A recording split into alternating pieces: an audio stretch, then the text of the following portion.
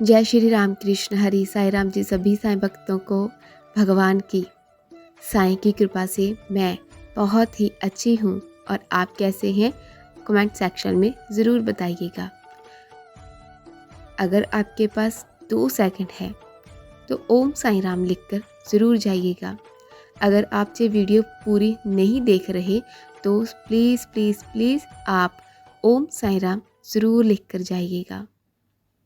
ओम साईं राम लिखने में सिर्फ 2 सेकंड ही लगेंगे, तो प्लीज़ आप ओम साईं राम लिखकर ज़रूर जाइएगा। आज का साईं संदेश। मेरे बच्चे, अगर तुम्हें ऐसा लगता है कि तुम्हारा अपमान हुआ है, तुम्हें लज्जित किया गया है, तुम्हारी बेइज्जती हुई है, तो तुम चिंता मत करना। जिन्होंने तुम्हारी बेइज्जती की है ना, वही लोग तुम्हारा मान सम्मान करेंगे, तुम्हारी इज्जत करेंगे। और ये मेरा तुमसे वादा है। मेरी वाणी कभी असत्य नहीं होती। तुम्हारी इज्जत करेंगे वो। मैं जो कहता हूँ वही सत्य है। मैं जो कहता हूँ वह सत्य कहता हूँ। मेरे बच्चे, मेरी बात ध्यान से सुनो। अपने आप को कमज़ोर मत समझो। जो तुम्हारा अपमान हुआ, जो तुम्हारी बेइज्जती हुई, वह एक वक्त था, वह हालात थे, वो खराब हालात थे, इसीलिए हुआ मेरे बच्चे। लेकिन इसका मतलब ये तो नहीं है कि हालात और वक्त एक जैसे रहेंगे। आज उनका पलड़ा भारी है तो कल तुम्हारा भी होगा। क्यों चिंता करते हो तुम? मेरे होते तुम्हें चिंता करने की कोई आवश्यकता नहीं है। समझ रही हो ना तुम?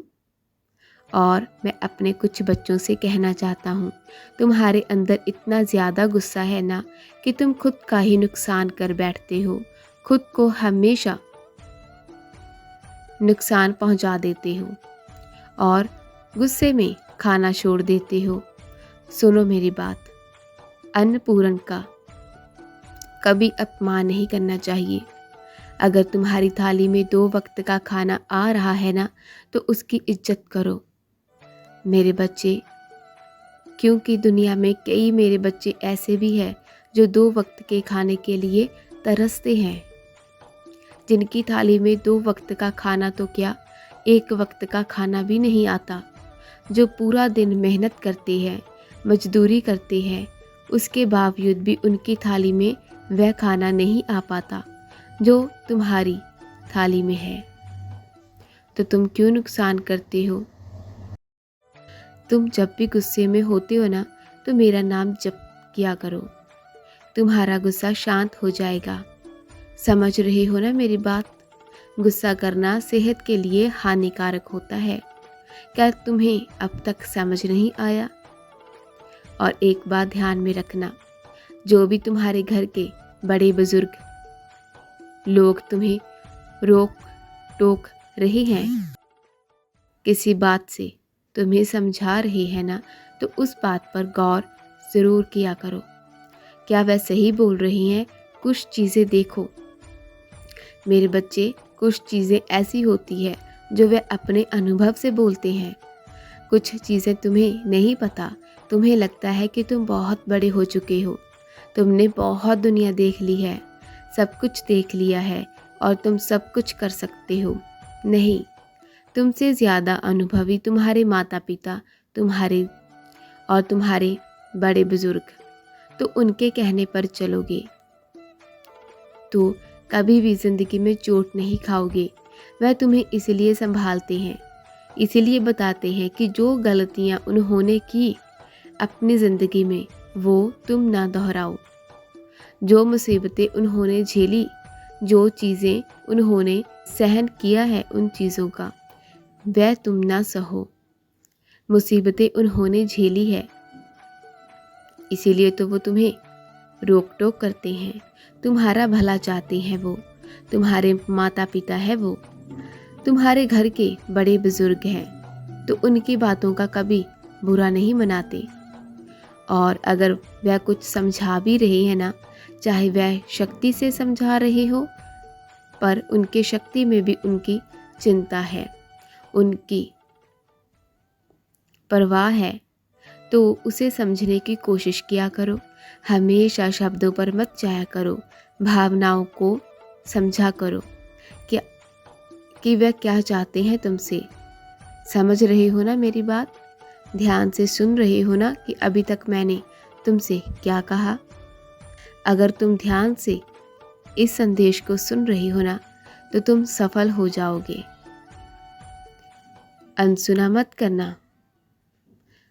मेरे बच्चे, तुम्हारे पास अगर साईं सच्चरित्र की 2 किताब है ना, किसी के पास ये एक किताब ही नहीं है। मैं तुमसे कहता हूँ, अगर तुम्हारे पास 2 साईं सच्चरित्र है ना तो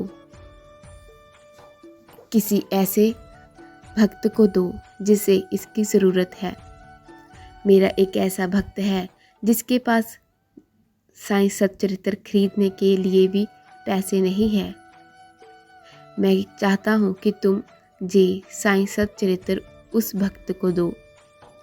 वो बहुत जल्द तुम्हारे समक्ष आएगा। मैं उस भक्त को तुम्हारे समक्ष लेकर आऊँगा। उसको इसकी ज़रूरत है।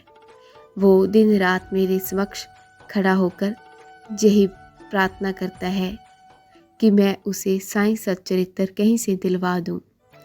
तो मैंने तुम्हें चुना है। मेरे बच्चे, अगर तुम किसी को साईं सच्चरित्र लेकर दे सकते हो, तुम इतने सक्षम हो, तो मेरे बच्चे इससे पीछे मत हटना। तुम उस भक्त को साईं सच्चरित्र ज़रूर लेकर देना। मेरी बात को याद रखना। वो भक्त तुम्हारे सामने आएगा, बहुत जल्द आएगा।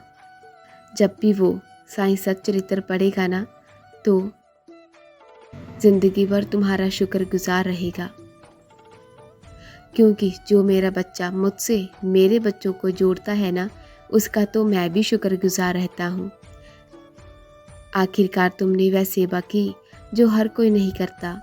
मेरे कुछ बच्चे ऐसे हैं जो सिर्फ अपना ही भला चाहते हैं, कभी किसी के बारे में अच्छा नहीं बोलते, कभी किसी के लिए कोई प्रार्थना नहीं करते।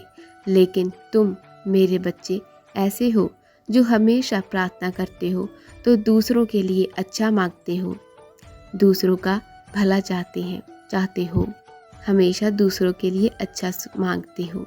अपना तो तुमने कभी सोचा ही नहीं है। और मुझे वही बच्चे प्रिय है जो अपने साथ साथ दूसरों का भी सोचते हैं। मुझे वही बच्चे अच्छे लगते हैं।